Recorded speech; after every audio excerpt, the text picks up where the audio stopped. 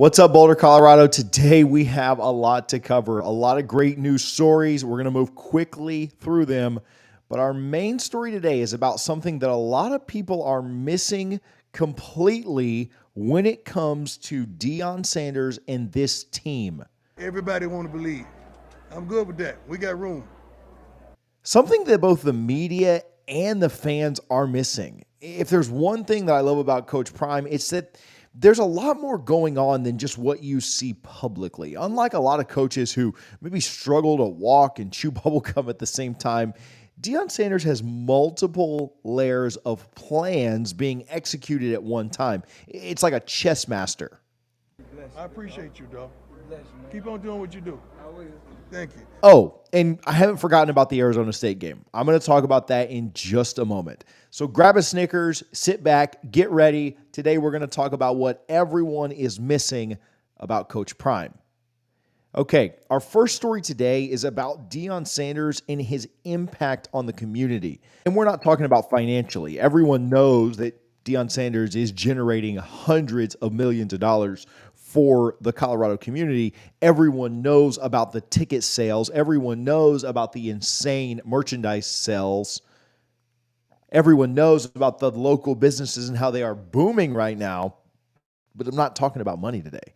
What I'm talking about is something that matters way more than money, something that's much deeper. I'm talking about what Coach Prime's deeper impact on the local community that is being missed by the media is. Things like Coach Prime going to speak at the Colorado College of Business for hours and teaching them, being willing to converse and field challenging questions, having a back and forth discussion with those future leaders, and not just giving a speech, which anyone can do. Things like Coach Prime going to the Colorado Law School and having dialogue with law students. Things like Coach Prime visiting Prairie View A&M, a public historically black university, teaching their coaching staff, bringing attention to their cause to boost their profile. Looking at these guys, and they out here showcasing their talent, which is always good. You know, and a lot of these kids don't get a chance to go to multiple camps. So it's always good to go to one big mega camp and then have 30, 45 schools in here so they can see these guys collectively at one time. I'm talking about things like going out to churches in the community to share what his relationship with Jesus means to him, how it's kept him going, sharing his faith. And I respect that people may have different beliefs, but regardless of whether you're a Christian, Muslim, Jew, or non-religious, you can admire when someone is inspired by a calling and is able to achieve something that is amazing. Things that most of us are scared to try, things that most of us can only dream about. Anyone can admire this. Let's talk about this Arizona State game a little bit. First off, shout out to Pac-12 for not having this game on YouTube TV. Come on, guys. You have the most watched team in the country, and you are not going to have this on YouTube TV. I had to stream the game on YouTube all bootleg-like. I thought I was back in college, downloading movies from people sitting in the theater with a camcorder. Personally, I can't wait to get to the Big 12. The Big 12 didn't seem to have any problems getting Oklahoma and Texas on TV yesterday. They're big brands. And I'm going to start a conspiracy theory here, but it does kind of seem like someone was trying to make the Oklahoma and Texas game the most watched game of the week. Maybe that was the SEC. Maybe, I don't know. Maybe I'm a little tinfoil hat there. It was frustrating to have to watch a grainy YouTube video instead of being able to watch it on a cable provider that I have at my house. So I'll get off that soapbox and we'll move on. So as far as the game, listen, we knew Kenny Dillingham was going to bring his A game. He is a good coach. He's brought his entire bag of tricks with him, and he threw the kitchen sink at Colorado. The game had a ton of trick plays in it, but at the same time, the game was ugly. The offensive line looked weak at times. They gave up too many sacks. A lot of times, Shedeur Sanders was running for his life, and Colorado had a lot of missed opportunities in this game. Some missed passes, a lot of missed tackles on defense. But guess what? We're still smiling today. Colorado's defense rose up in the second half. They held Arizona State to 7 points. That's really good, guys. To me, the game really changed towards the end of the third quarter. Shedeur decided to put the team on his back and absolutely carry them. They scored a touchdown to get the lead back. They got a stop. They drove down the field and kicked a field goal to go up by 7. The defense stood tall on the next drive. Arizona State missed a long field goal. They battled back to tie it, but Colorado drove down with seconds left to kick a game-winning field goal. It felt a lot like that Colorado State game. And was the game the prettiest? Absolutely not. Was it as pretty as the Nebraska win? Was it as pretty as TCU? No. But guess what? They all count the same. When you get a trophy at the end of the year, they don't say, well, you played poorly in week 5, so we're going to penalize you. Or you didn't win this game as pretty as you should have. We've talked about this. College football's been weird this year. Some of the top teams in the country have struggled. Ohio State didn't look very good for about a half against Maryland yesterday. Florida State didn't look great against Boston College a couple weeks ago. Georgia hasn't looked good against Auburn and South Carolina and other teams, and we could go on and on and on. But a win is a win, and we're happy about the way they responded. I'd also very much rather Coach Prime have teachable coaching moments where he can get on his team and get his team to improve after wins. You don't like it after losses. I'll tell you that. I'll take an ugly win over a pretty loss every day of the week. You lose a pretty game to USC last week. Hey, we felt good after a win. Or I'm sorry, after a loss. We felt, hey, that wasn't so bad. We hung in there. We covered the spread. I don't want any of that. I want wins. And if they're ugly, that's fine. Wins on the road are difficult. There's a reason that Colorado was about a 3-point favorite in this game. 3.5 some books. They didn't cover some places. But they told you it was going to be a close game. Arizona State's a team that's on the rise. You heard Coach Prime talking about them before the game. You saw how closely they played USC. That was a good win last night. 4-2 on the season. First Pac-12 win, first of many this year, and then that'll be it for Pac-12 wins. But good win last night.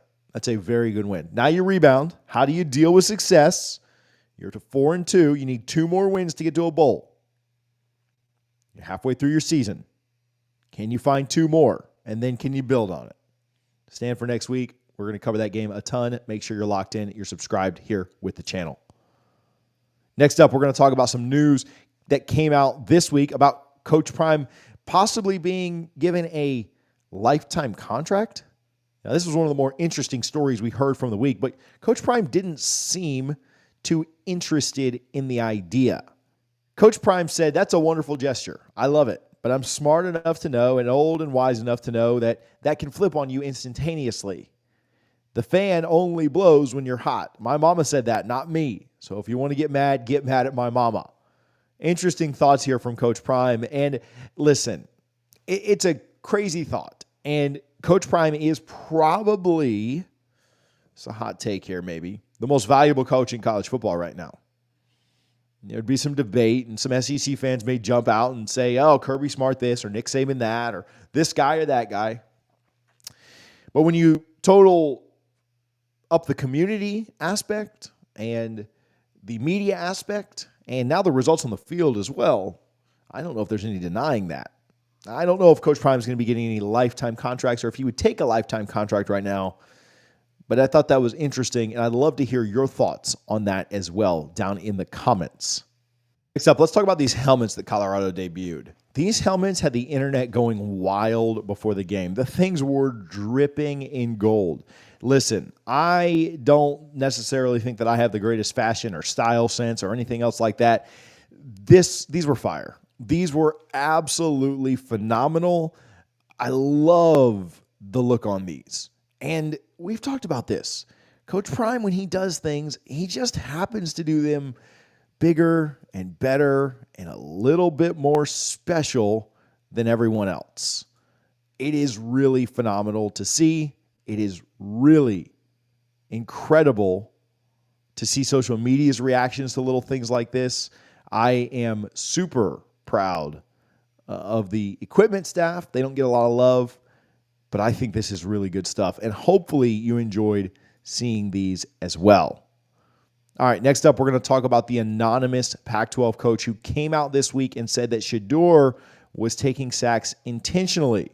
Now, Shedeur came out during Friday's practice and addressed this. I don't do that. That's about, he got too much of a brain. You already step had it, so it is what it is. Tell that coach, whoever said that is a goofy, he lame. 100%. And put that in the video, bro. I wish I was on Instagram. Oh God, I would respond to that. Whatever coach said is goofy. Go pop it up! They just want you to throw a pick instead of getting sacked. Yeah, man. Right-handed guy, he'll rather have me than his guy. Yeah.